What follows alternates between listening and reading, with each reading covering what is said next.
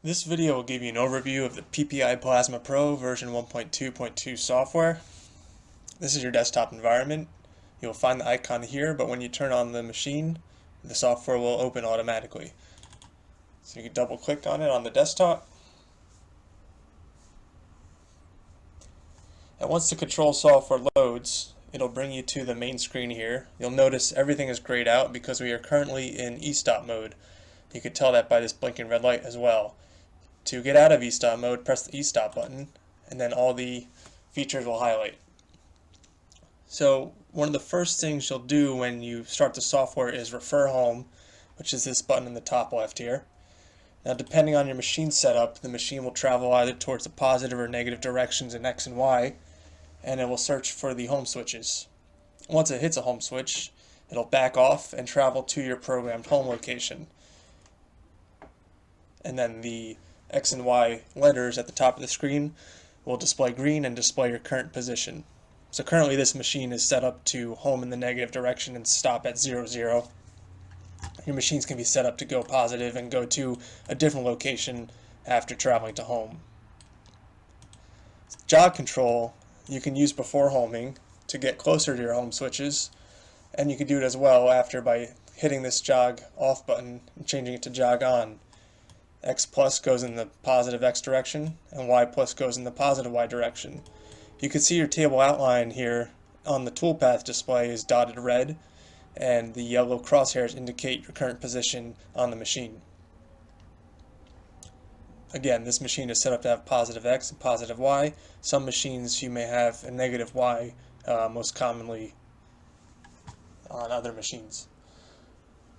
Jog control has two different modes, continuous and step. Continuous, you hold down the buttons to jog and release to stop jogging.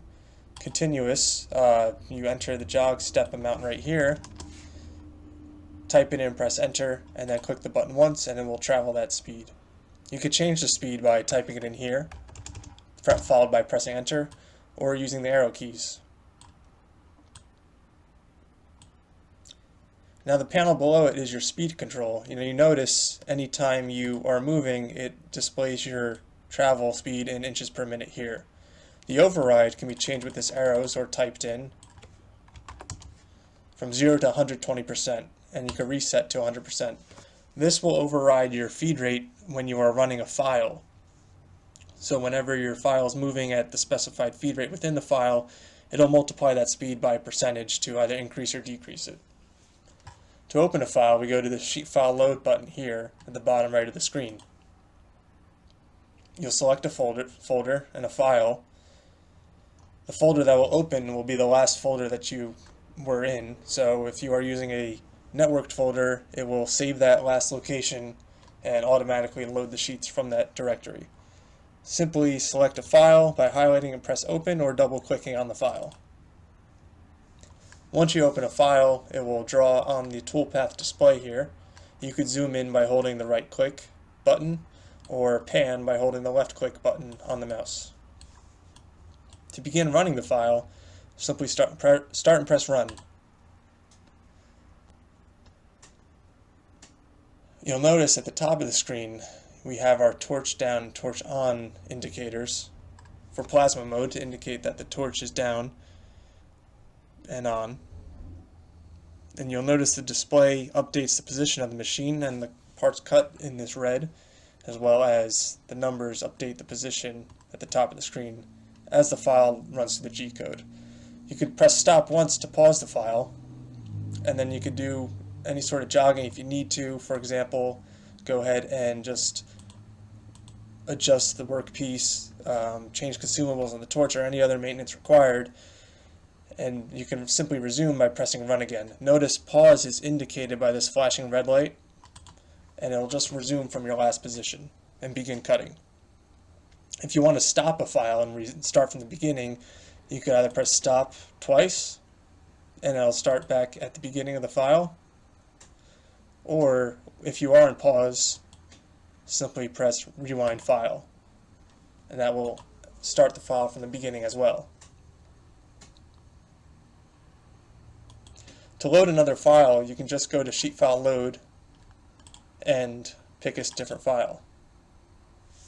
you'll notice the file name appears at the bottom of the screen here. If you'd like to close a file, you can press Close File here.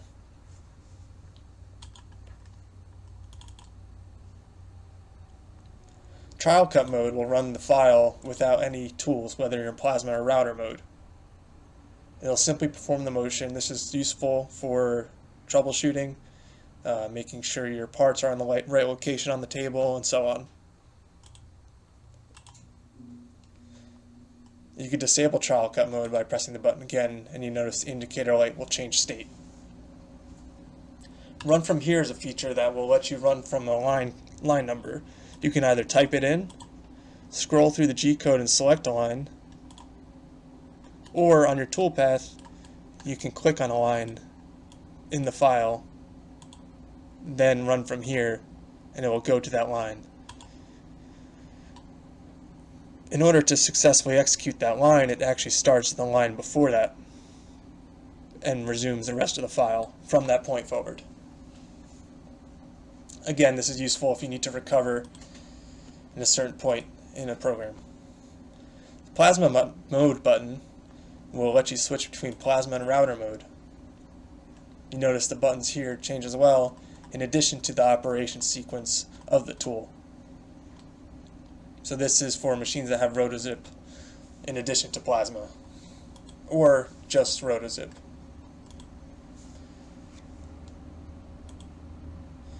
In order to use batch auto run, you cannot have a single sheet open. So make sure you have your sheet closed. Click on the batch auto run button and you will be able to load sheets. Now what batch auto run does is it loads a list of files and it'll just run them sequentially in order.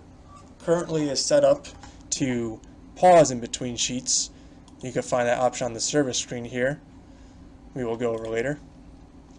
But it can also be set up to run continuously. For example, if you have a two-table machine, it can just continue running while the operator loads and unloads sheets from the other table. So in order to load sheets, you click on this Load Sheets button here, and you can drag and select multiple sheets, or you can hold the Control key and select multiple sheets. But once you have your selection made, just go ahead and press the Open key, and it'll populate this list here. Now please note that batch auto run must be turned on to function, and you'll notice by this indicator light that it is on. This button simply just shows and hides the menu. For example, if you need to get back to the jog controls, you can do so. Once you have your files loaded, you can query them, delete individual sheets, or remove a sheet up or down. And when your batch is ready to go, simply press the Run button, and it will begin running. Batch auto run will continue to run just like regular mode, except once the sheet is complete, it'll wait the specified batch time or pause and wait for you to press Run to continue.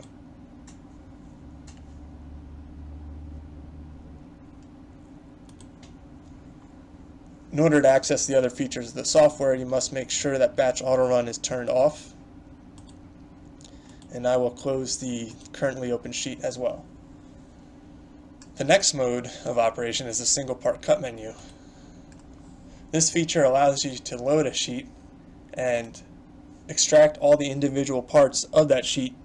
For example, if you want to cut a single part of the program in order to recover from a defect, you could select that part that was defective and load it individually onto the sheet.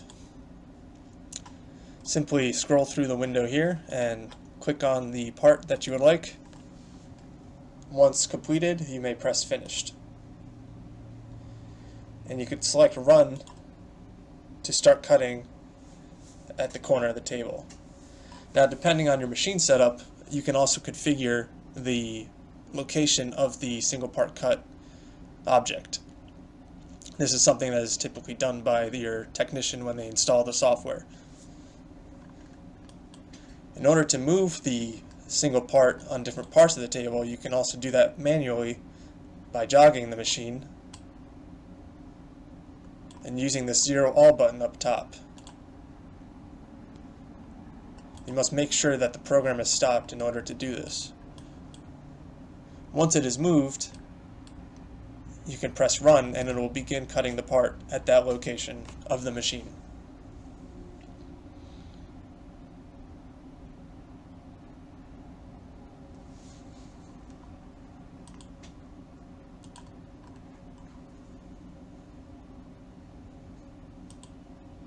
The last feature on the main screen is the parts library.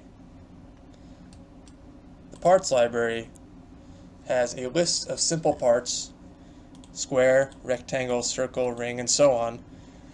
And it's a simple wizard that allows you to enter certain parameters that construct shapes to cut. Each parameter is given by the diagram on the screen, and you may enter that into the wizard. So select the part that you would like to cut and then enter your parameters. We'll make a ring A with outer radius 10 inches and inner radius B 5 inches. You can add multiple copies in rows and columns. You could tell the machine to home after cut and specify your feed rate as well.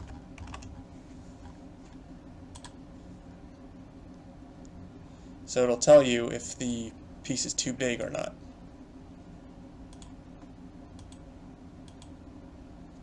Click the Generate G-code window and it will populate the G-code in the scroll menu. You could save the G-code to a folder of your choosing and name it.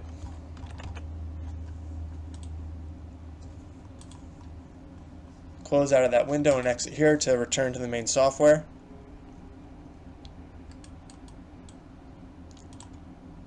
You can go to Sheet File Load to open the file that you had created.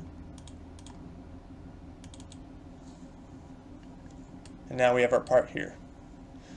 Notice that it's placing where we had zeroed the machine prior. In order to get back to the conventional machine coordinate system, you could simply click on the Reset All button up here, and that will bring us back to the lower left corner. So once your file is loaded, it's exactly the same as running a normal file. Just press Run, and the file will begin to run.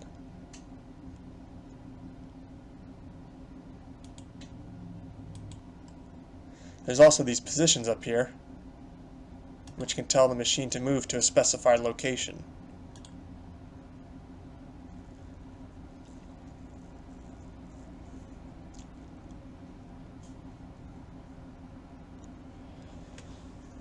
These locations can be edited within the service screen down here. Simply type in the numbers you would like to see,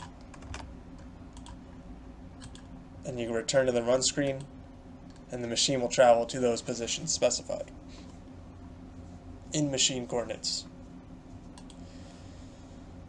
So back to the service screen, this is where you see all your diagnostic information, in addition to a few other features. You have your input LEDs, such as for your home switching and plasma feedback signals, your outputs for turning your plasma on, turning the router on, as well as lowering and raising the tool, the positions we had went over, manual data input for entering G-codes manually. Simply type in the G-code you want and then press enter, and the machine will perform the command. There's also this rip cutting control, which you could specify in relative coordinates a line to be cut at a given feed rate. So this is telling the machine to move 10 inches in X and 20 inches in Y from its current position. Once you press the button, it will lower the torch, turn it on, and make a rip cut in that direction. You can see that the torch control had moved to this screen as well as the jog control as well. The pause between sheets button is here, and that's for the batch auto run button. It is default on, and it'll pause between sheets while running a batch auto run. Close sheet when complete will close a file once it is finished running.